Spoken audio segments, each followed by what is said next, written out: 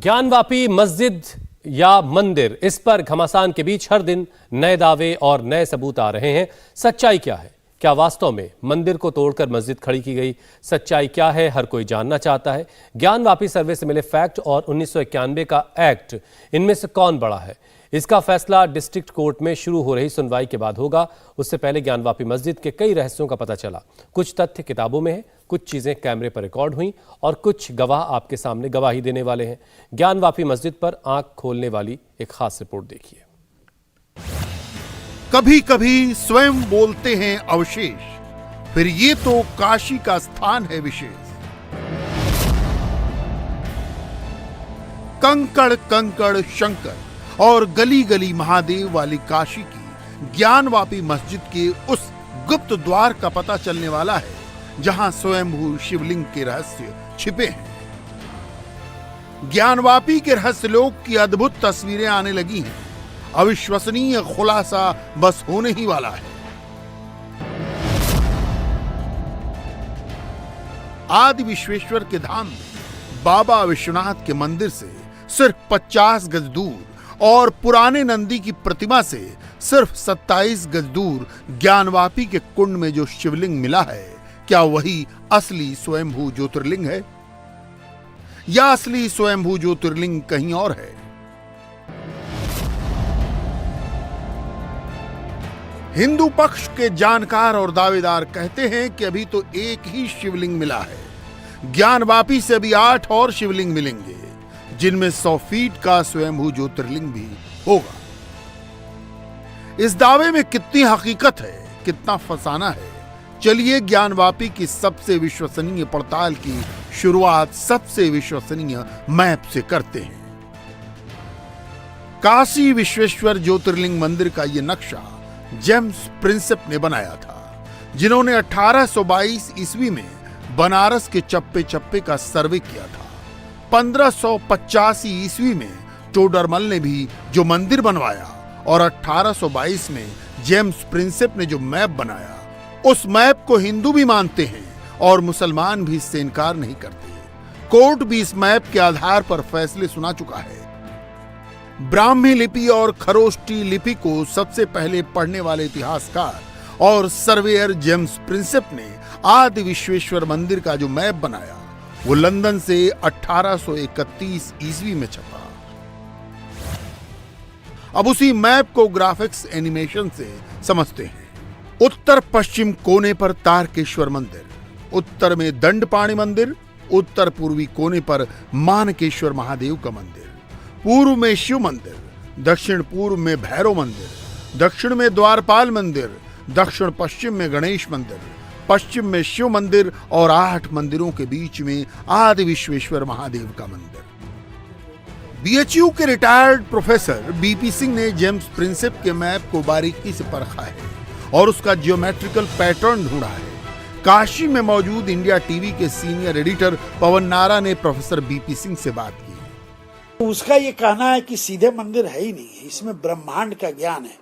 तो उसने एक नया शब्द दिया अंग्रेजी को, कॉस्मोस। कॉस्मोस से उसने किया कॉस्मोग्राम, अर्थात ब्रह्मांडीय ज्ञान के लिए यह एक ऐसी डिजाइन है जो नीचे देवे है, ऊपर मंदिर आप समझ रहे हैं, नीचे सारा ब्रह्मांडीय ज्ञान है। कैसे? एक उदाहरण दूंगा मैं। इधर से जोड़िए तो 27 ग्रिड है, इधर से जोड़ेंगे तब भी 27 ग्रिड। 27 नक्षत्र होते हैं, सारे नक्षत्र ऊपर से नीचे आके जोड़ दिए। 9 ग्रह होते हैं तो 3 3 6 3 9, इसमें मंडप हो गए। नवेश्वर 9 ग्रहेश्वर शिव का भी नाम है, तो शिव केंद्र में है। जेम्स प्रिंसेप की ड्राइंग को देखेंगे तो इस पर एक डॉटेड लाइन दिखेगी, यही ज्ञानवापी है। मस्जिद का सेंट्रल डोम या मुख्य गुंबद अभी उस जगह पर है जहां आदि विश्वेश्वर महादेव मंदिर का गर्भगृह हुआ करता था। अगल बगल के दोनों गुंबद 2 शिव मंदिरों के ऊपर बने हैं। इस डॉटेड लाइन के बाहर जो भी मंदिर और हिंदू संरचनाएं थीं, सबको औरंगजेब की सेना ने मटियामेट करा दिया और प्राचीन मंदिरों के अवशेष पर मस्जिद के 3 गुंबद बनवा दिए। इन्हीं ऐतिहासिक साक्ष्यों के आधार पर बनारस के वकील और पिछले 31 साल से बाबा विश्वेश्वर का मुकदमा लड़ रहे विजय शंकर रस्तोगी ने बहुत बड़ा दावा किया है। दावा नंबर 1, वजूखाने में मिला शिवलिंग स्वयंभू शिवलिंग नहीं है। दावा नंबर 2, स्वयंभू शिवलिंग पर ज्ञानवापी मस्जिद खड़ी है। दावा नंबर 3, अभी जो शिवलिंग मिला है तारकेश्वर का हो सकता है या मानकेश्वर का।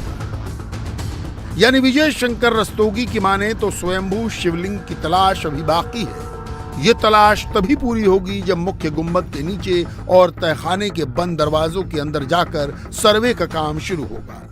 मेरे सामने यह पुराना नक्शा है, जिसके ही नक्शे के आधार पर यह विश्वेश्वर ज्योतिर्लिंग मंदिर बनाई गई थी 1585 में।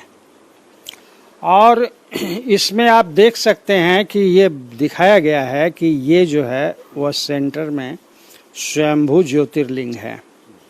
स्वयंभू ज्योतिर्लिंग यहाँ बीच में 100 फुट की ज्योतिर्लिंग है और इनका अर्घा भी 100 फुट गहराई लिए हुए है। तो इसको तो मुसलमानों ने नीचे से जो तहखाने हैं, तहखाने से इसकी पत्थर और ईंटों से जुड़ाई करते हुए जो है ऊपर ले आ करके और इसकी बरामदा के शक्ल देने के लिए उन्होंने पत्थर की पट्टियों से जो है उसको ढक दिया गया है। ये तो गर्भगृह है जी। इसके बगल में जो मंदिर था और ये मंदिर था, इसके स्थान पर ये भी मंदिर यथावत है अपने स्थान पर। इस नक्शे के हिसाब से कोना दिख रहा है, हर कोने पे मंदिर था, हर कोण पर मंदिर था जी। ये श्रृंगार गौरी और गणेश जी का मंदिर था। इसके अलावा ये 7 जो मंदिर दिखाई दे रहे हैं चारों तरफ, ये सभी शिव मंदिर थे। विभिन्न मंदिर थे जिसमें कि वीरभद्रेश्वर, तारकेश्वर, महाकालेश्वर इत्यादि इत्यादि नाम से जो है वो ये शिवलिंग हैं। तो इन्हीं शिवलिंगों में से 7 शिवलिंगों में से एक शिवलिंग अभी जो है वो सर्वे के अंतर्गत बरामद हुआ है। क्या ये हम कह सकते हैं कि अभी जो शिवलिंग मिला है वो या तो तारकेश्वर महादेव हो सकते हैं या कोई या महाकालेश्वर हो सकते हैं? महेश्वर। अभी वो काशी विश्वनाथ का जो स्वयंभू शिवलिंग है वो नहीं? स्वयंभू शिवलिंग तो सेंट्रल डोम के नीचे है और जब तक कि उसकी खुदाई नहीं की जाएगी और आर्कियोलॉजिकल सर्वे ऑफ इंडिया जिसके लिए आदेशित हुआ है 8/4/2021 को, वो सर्वे टीम जब तक नहीं आएगी और खुदाई करके उस स्थान पर पहुंच करके उसको जो है वह परिलक्षित नहीं करेगी, तब तक जो है वो बाहर आना मुश्किल है।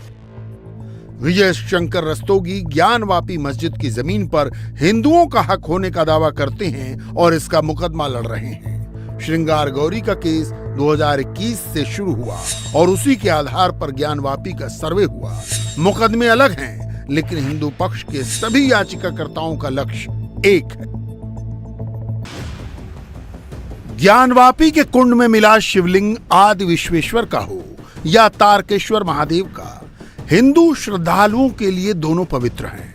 बनारस के ही एक और इतिहासकार का दावा है कि ज्ञानवापी से मिले शिवलिंग की संरचना बनारस के पास पाए जाने वाले गुप्त काल के शिवलिंगों से मिलती है।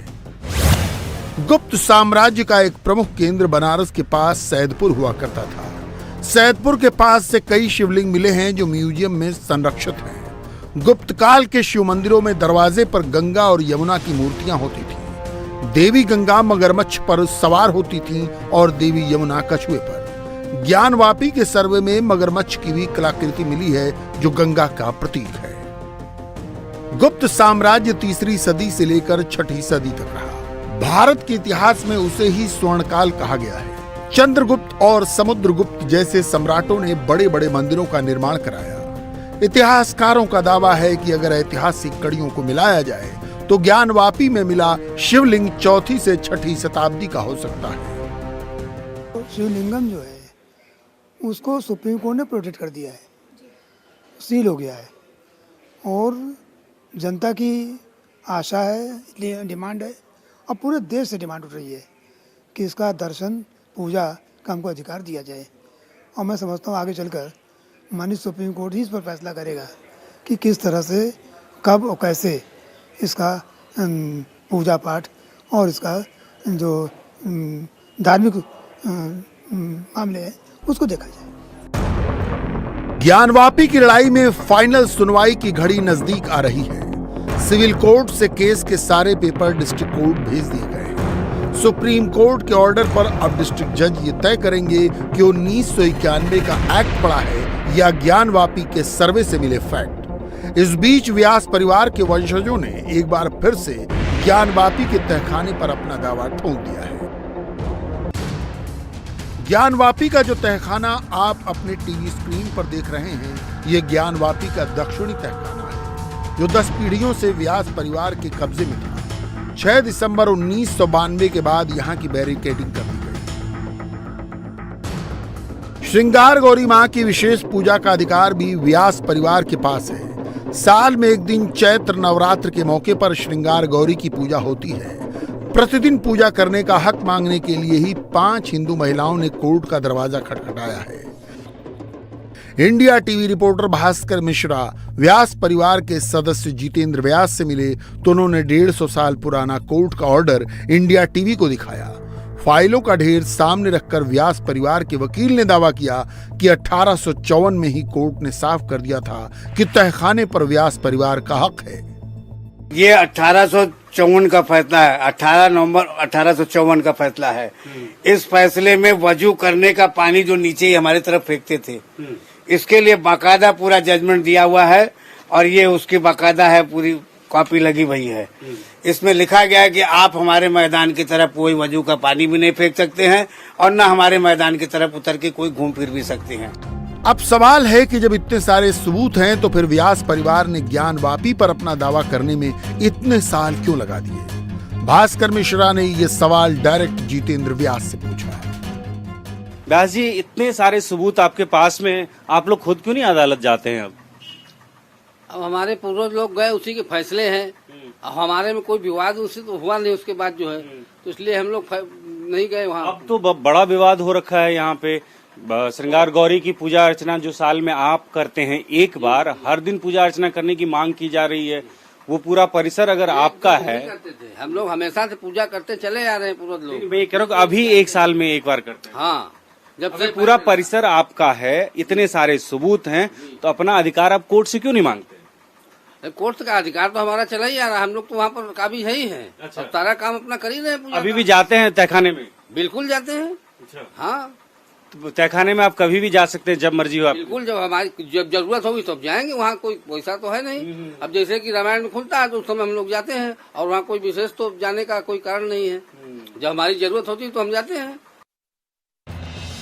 व्यास परिवार के पास मौजूद दस्तावेजों से इतना तो क्लियर हो रहा है कि ज्ञानवापी का मुकदमा जब जब कोर्ट की देहरी पर गया, तब तब मुस्लिम पक्ष को हार का मुंह देखना पड़ा। वजह समझने के लिए कहीं जाने की जरूरत नहीं है। ज्ञानवापी के पीछे की दीवार को देख लेने भर से ज्ञानवापी मस्जिद की सच्चाई दिखने लगती है। औरंगजेब की फौज ने ज्ञानवापी में मंदिर की इतनी निशानियां क्यों छोड़ी, ये प्रोफेसर बीपी सिंह से सुनिए। फरमान में सीधे वो लिखता है कि सबसे प्रमुख तो 3 यहाँ सबसे प्रमुख मंदिर, उनको तुरंत गिरा दिया जाए। और जो गिराना शब्द लिखता है तो जो पर्शियन ट्रांसलेशन जैसे कलम कर दिया जाए, माने गर्दन उड़ा दी जाए। पीछे क्या करता है, इसमें 2 मत है। क्या कारण है कि पीछे वाले दीवार को उसने छोड़ दिया? तो इसकी 2 व्याख्या है। एक तो व्याख्या है कि हिंदुओं को चिढ़ाने के लिए कि देखो क्या शक्ति रही, ये सदा याद दिलाएगा कि मैंने कैसे तोड़ा था। चिन्ह ये नहीं रहेगा, कैसे जानेंगे, इतिहास में दब जाएगा।